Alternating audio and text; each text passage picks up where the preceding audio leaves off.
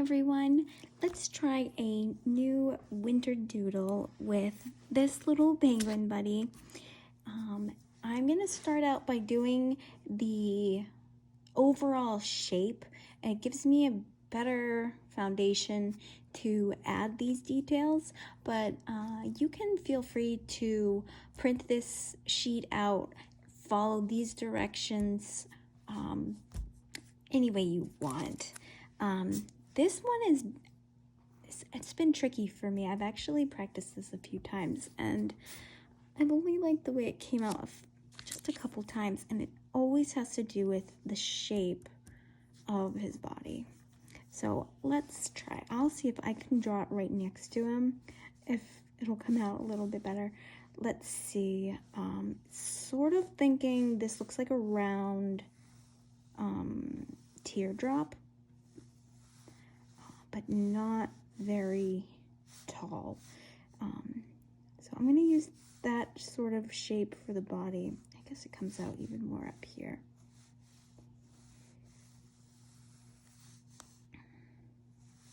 And I'll do the head. And I'm just lightly going with pencil because I know that the first shapes I put down are rarely the ones I end up with. So these are just to give me an idea of where I want to go, where I want to take it, and if things need to move, they will. I think he's not, his head is too tall, so I'm going to bring it out even more. Like that. I'm just gonna go erase this right away before I do any ink. I think that'll be okay.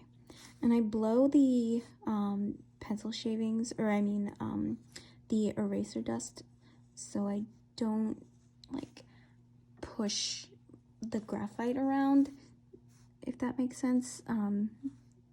The pencil that's on my paper is either going to be erased after I do the lining with my pen, or is going to be underneath colors.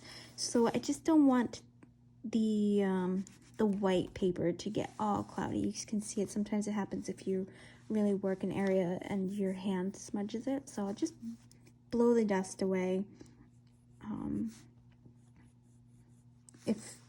If you find that happening for you.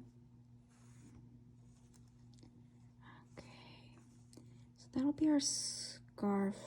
I'm gonna round that out more, going up. It'll look more like it's going back there. And the white area, be sort of like that. And I'm gonna do the eyes first before I outline the white area, because I don't want to try and squish the eyes into the confined space that I've made. So I'm gonna make the eyes first, and then I'll outline it so the eyes can just be however big they need to be. And then I'm gonna just do some straight line little shapes, like a square and a triangle, I guess, to remind me that I have highlights, because that really makes him look adorable. A little beak, and his scarf will come up and just smoothly round out, and then under here we have more of a rectangle shape, and then fringe all around. The heart and the webbed little feet, flippers here. And the wings, oh, he is looking cute. That's good.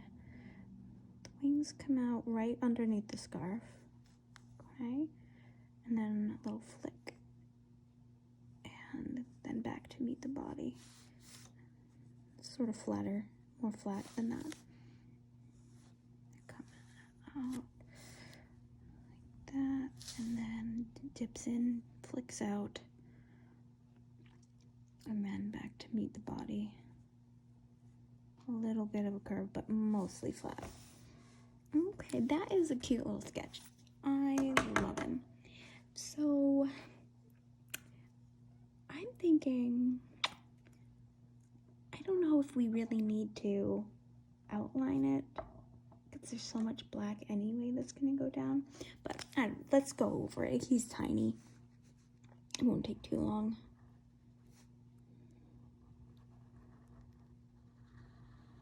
Okay. There we go. Kind of looks like a snowman almost. Until you get down here. I wonder how hard it would be to make a snowman that looks like a penguin. It's probably harder than I think. I've never really done anything creative with the snowman.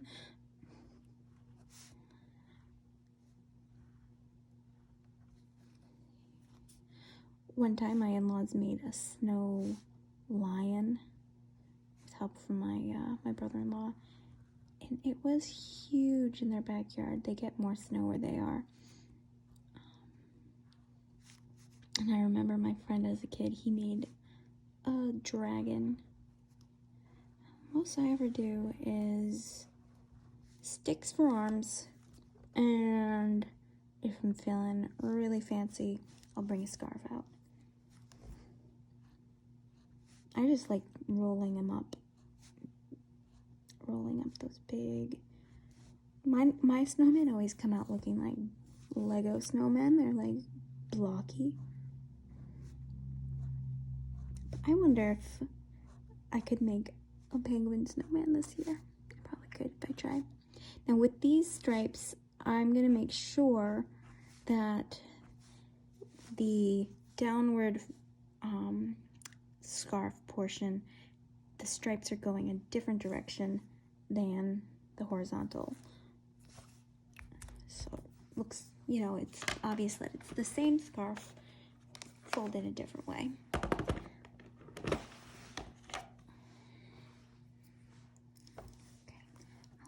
Black, and I guess a nice thing about using the coloring pencils is that you can do different shades.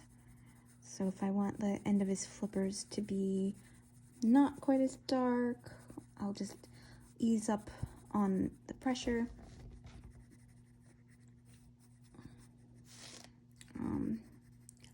Markers would be nice for this too. Because it is quite simple. You could get away with just a big block of color with no shade, and it would look fine. You know, everything looking black. It might be hard to do some definition here, like in the body, but that's okay.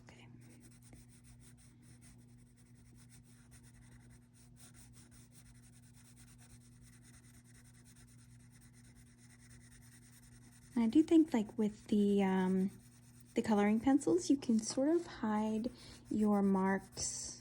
Oh, I didn't even erase my pencil, huh? Let's see what we need to erase. Yeah, with the coloring pencils, you can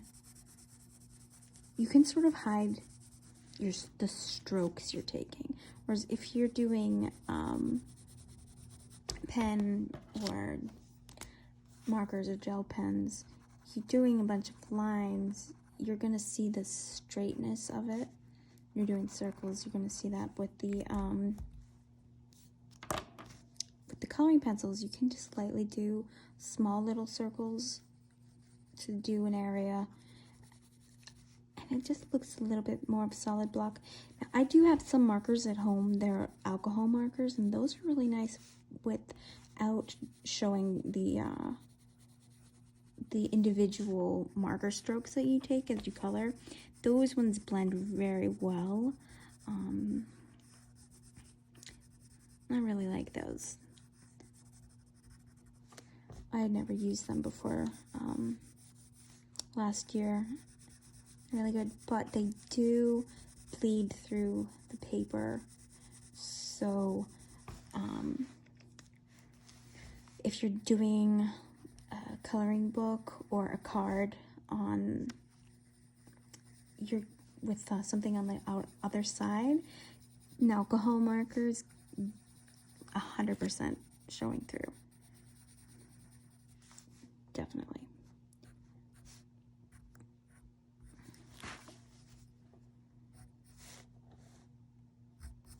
Still in view. Okay.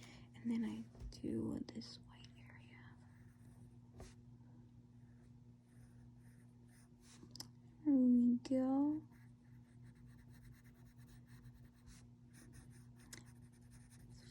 So forgetful. Today I couldn't remember to erase my pencil mark, and nobody's gonna notice.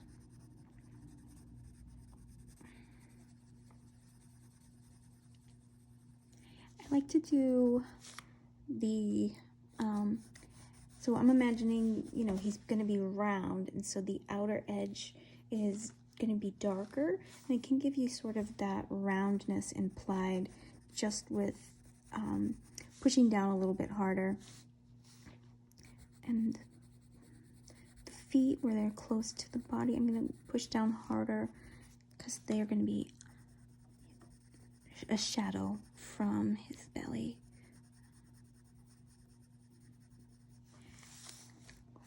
And same thing with these flippers, are sort of coming out from behind. Maybe darker around his clothes. Yeah, this is black.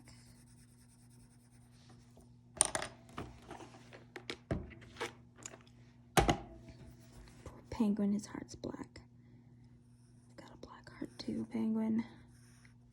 It's hard. There we go. And I am just gonna erase a little bit of these marks because there's just white stripes in the scarf. So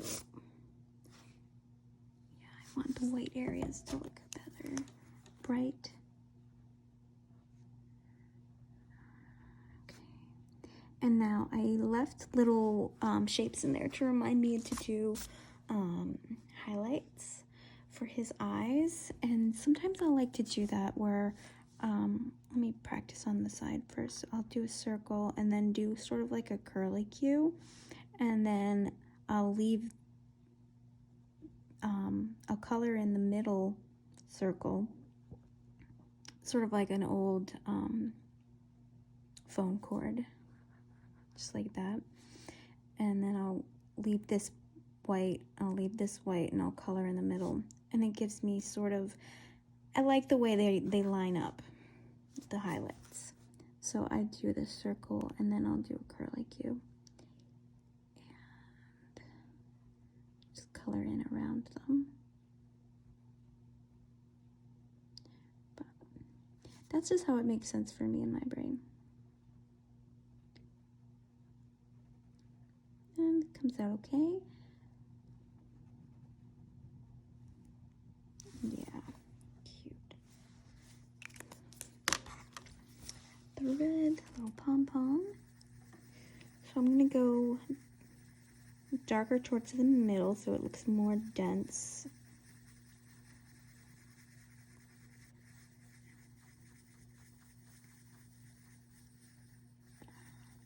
I'll do wider circles and lighter circles to have it fluff out.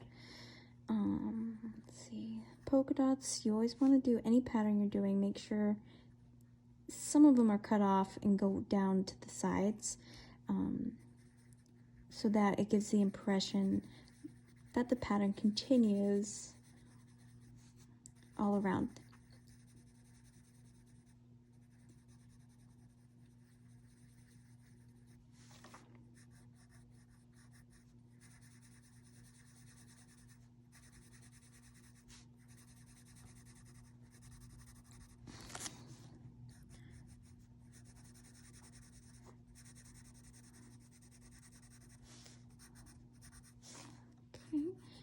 little stripe scarf be the last little bit, and then some fringe. And he's ready to go, or she's ready to go. I think it's a girl.